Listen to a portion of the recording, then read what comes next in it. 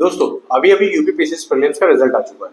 काफी लोग के दिमाग में ये दुविधा चल रही है कि इस बार का अटेम्प्ट दे या ना दे, इस बार कैसे पढ़े। इतनी सारी चीजें पढ़ने के बावजूद भी सिलेक्शन नहीं हो रहा है।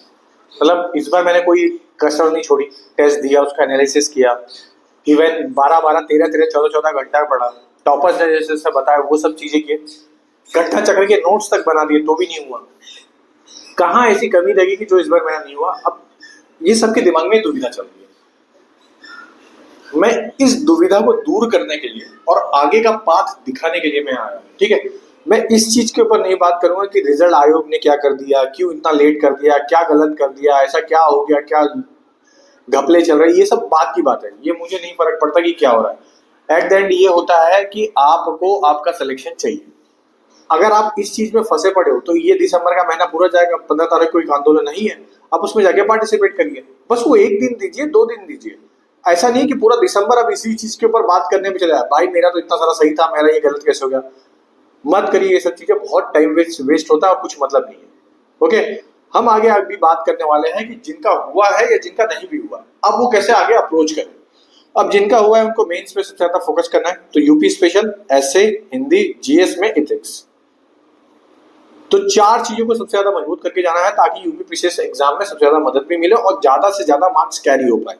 ऑप्शनल की जगह पे जैसे कि जानते हो यूपी स्पेशल आ चुका है। UP special as compare to optional से काफी ज्यादा इजी है, तो आपको यहाँ पे बेनिफिट सबसे ज्यादा यूपी स्पेशल से मिलेगा। अब जैसे जैसे आप सब्जेक्ट खत्म करते जाओगे वैसे वैसे बेनिफिट भी मिलते रहेगा।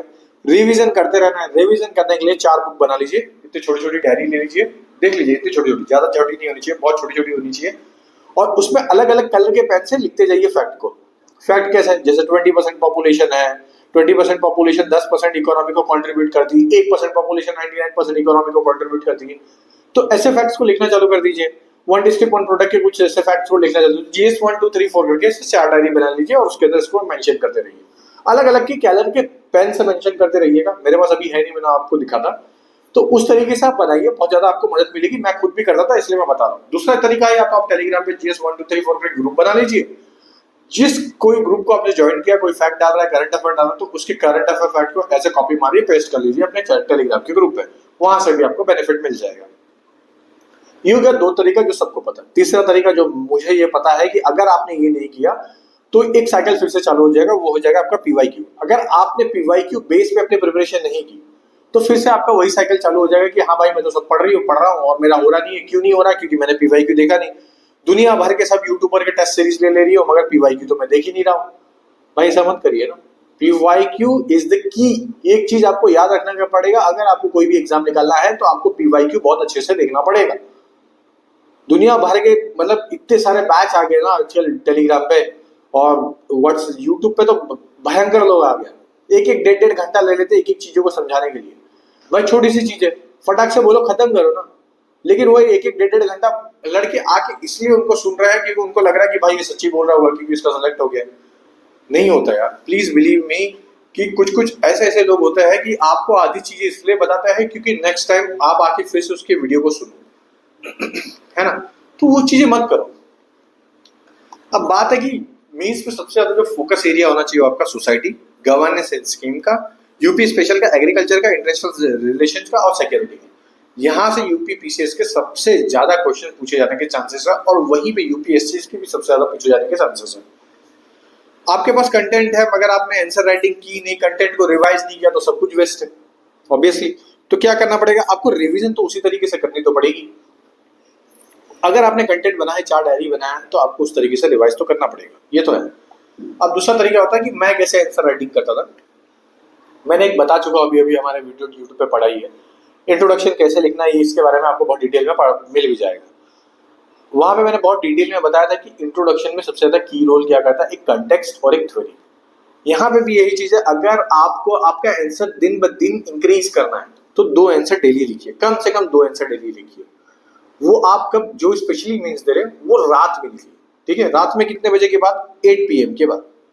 अच्छा, मैं ये टाइम क्यों बता रहा हूँ? इस टाइम पे हमारी पूरी बॉडी ड्रेन हो जाती है, मतलब खत्म हो जाती है, ताकत खत्म हो जाती है, एनर्जी कुछ भी बचती नहीं है।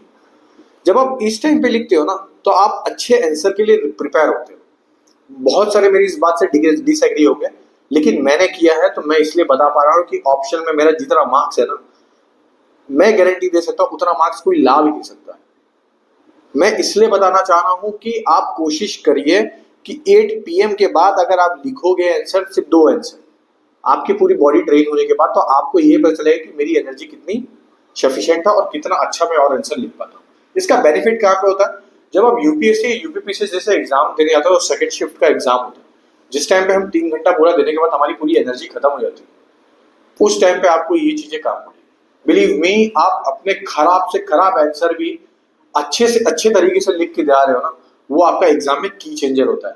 सुबह उठ के आंसर लिखना सबसे इजी रास्ता होता है, सबसे ज्यादा मार्क्स कैरी कर लेगा, है ना। इसलिए GS1 मॉर्निंग में हो रहा है, GS2 इवनिंग में हो रहा है, फिर GS3 फिर वो मॉर्निंग में हो रहा है, फिर उसके बाद आफ्टरनून से चल रहा है। तो ये क्या तरीका होता है? ये तरीका यही होता है कि आपको आपके ब्रेन को उस तरीके से ट्रेन नहीं किया जाता है। तो मैं उस ट्रेन करने का अभी से एक इलाज बता दिया। दूसरा, हर संडे को कोशिश करिए फुल लेंथ दीजिए। जिनका इस बार मेंस है प्लीज दीजिए। मुझे बहुत सारे मैसेज आए थे, इसलिए मैं सजेशन दे रहा हूँ, वरना तो मैं देता नहीं। तो सजेशन मेरा ये है कि जितना हो सकता है फुल लेंथ दीजिए। हर संडे को कोशिश करिए एक एक फुल लेंथ दीजिए, जिससे एग्जाम पास में आएगा। फिर 2 फुल लेंथ की तरफ जाइए। और जिनका एग्जाम नहीं है वो 15-15 दिन में एक एक बार फुल लेंथ दीजिए। रिवीजन के लिए 3 साइकिल में रिवाइज करना। पहला 24 आवर्स, सबको पता है 3 साइकिल मैंने रिवीजन का मैंने बता चुका ऑलरेडी, आप जाके देख सकते हो। अब यहाँ पे सिलेबस जो है ना वो रिपीट होता है, ये आपको समझ में आया। यूपीपीसी जैसे एग्जाम में सिलेबस बहुत बार क्वेश्चन रिपीट होता है, बस अपने फॉर्म चेंज कर करके। कहीं पे डिस्कशन आ जाएगा, कहीं पे कमेंट आ जाएगा, कहीं पे कुछ और आ जाएगा, मतलब ऐसे एलिस्ट्रेट आ जाएगा। तो बहुत सारे अलग अलग तरीके से कीवर्ड्स आ जाते हैं, बस वो चेंज होता है, बस कुछ वर्ड्स है, बाकी सेम है। जैसे कि मैं समझाता हूँ आपको, GS1 है। अब GS1 में मैंने हिस्ट्री के कुछ पोर्शन से याद कर लिए। अब हिस्ट्री से मेरे को पता है गुप्ता पीरियड से क्वेश्चन आता है, हर साल आता है। टेम्पल आर्किटेक्चर से हर साल आता है। तो क्यों ना मैं ये दोनों के इंट्रोडक्शन पहले से तैयार करके रख लूं। तो आपको ऐसे जब पीवाईक्यू लगाते हो तो सबसे बड़ा पीवाईक्यू में यही बेनिफिट मिलता है कि जब भी आप पीवाईक्यू लगाना चालू करते हो तो आपको पीवाईक्यू में कोई टॉपिक्स पकड़ में आते हैं, उस टॉपिक के आप इंट्रोडक्शन पहले से तैयार रखिए। अब हिस्ट्री में कंक्लूजन की जरूरत नहीं है। जबरदस्ती यूट्यूबर वाले सब में कंक्लूजन बताने लग जाते हैं। भाई GS1 में भी कंक्लूजन होता है, हिस्ट्री में भी कंक्लूजन दे देंगे, ज्योग्राफी में भी। भाई वो सब्जेक्ट ही नहीं है कंक्लूजन देने वाला, वे फॉरवर्ड वाला सब्जेक्ट ही नहीं है। वे फॉरवर्ड GS3 है, इधर वे फॉरवर्ड दीजिए। लेकिन हम GS2 में भी दे रहे हैं, GS4 में भी दे रहे हैं, भाई कोई दिक्कत ही नहीं है। आप ऐसे करोगे तो फिर एग्जामिन तो चिढ़ जाएगा, फिर बोलते भाई इतनी सारा लिख के दे दिया, अच्छा सर तब भी नहीं आ रहा। यही रीजन होता है। डिटेल में मैं इसके ऊपर कभी बात करूंगा, ना तो वीडियो बहुत लंबा हो जाता है। मेंस में आपका एक्सप्रेशन और एग्जाम्पल, ये 2 चीजें, मतलब आपका थ्योरी और उस थ्योरी को प्रूव करने के लिए फैक्ट कितना अच्छा था, फैक्ट को रिवाइज करने के लिए बता दिया। अब ये 2 क्वेश्चन है जो सबसे ज्यादा दिमाग में चलते हैं। पहला कि आपने प्रीलिम्स नहीं क्लियर किया, इसको एक्सेप्ट करिए। हर बार दूसरे के ऊपर नाम डालना बंद कर दीजिए। नहीं क्लियर हुआ, नहीं हुआ, मिस्टेक ढूंढिए। कौन कौन सी मिस्टेक हो सकती है? क्या मैंने पीवाईक्यू नहीं पढ़ा, क्या मैंने बुक नहीं पढ़ा, क्या मैंने रिवाइज अच्छे से नहीं किया, क्या मैंने टेस्ट नहीं दिया, क्या मैंने एनालाइज नहीं किया था अच्छे से मॉक का। कुछ लोग हैं जिन्होंने ये सब कुछ किया तो भी फेल हो गए, जिन्होंने सब करके भी फेल हो गए। मेरा पर्सनल सजेशन है सिर्फ उनके लिए, अब वो जब भी पढ़ाई करेंगे तो इसके बाद से टेस्ट पे ज्यादा डिपेंड हो, ना कि वो क्लासेस के लेक्चर पढ़ने पे डिपेंड हो। प्लीज ये चीजें अपने बुक में कहीं लिख के रख लीजिए कि इस बार मुझे टेस्ट से सीखना है, पीवाईक्यू से सीखना है, टेस्ट से सीखना है, ठीक है।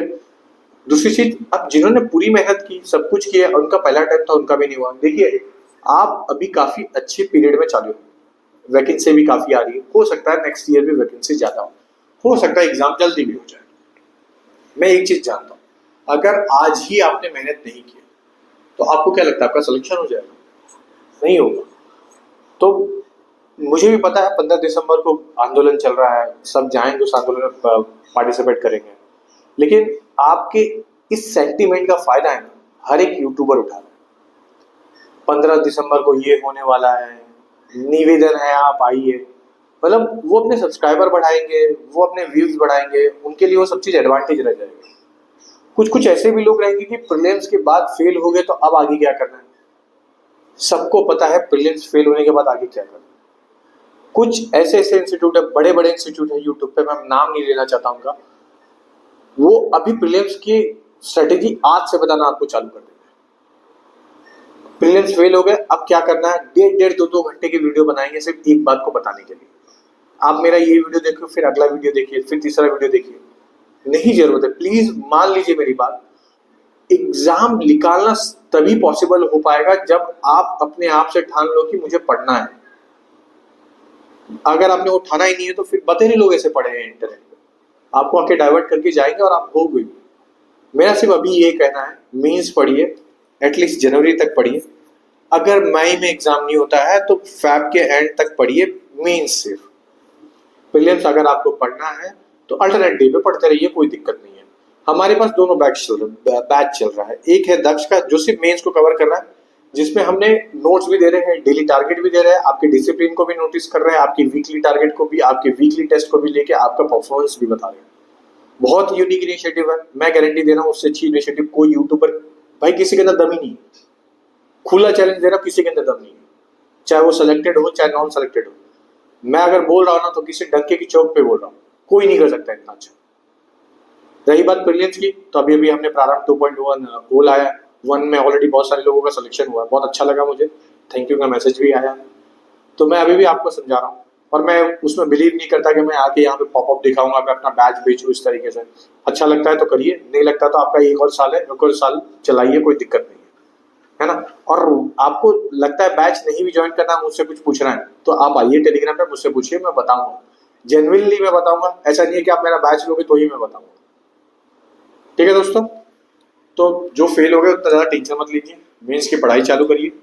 अगर आपको लगता है कि मुझे 90 डेज का टारगेट कुछ बन जाए, सर कुछ बना के दे दीजिए, मैं बना के दे दूँगा। थोड़ा भी मत टेंशन लीजिए, मैं उसके ऊपर काम कर रहा हूँ, आपको डिटेल में पूरा टारगेट दे दूँगा। अगर अभी तक आपको वीडियो अच्छा लगा है तो लाइक शेयर और सब्सक्राइब जरूर कर दीजिएगा और पढ़िए।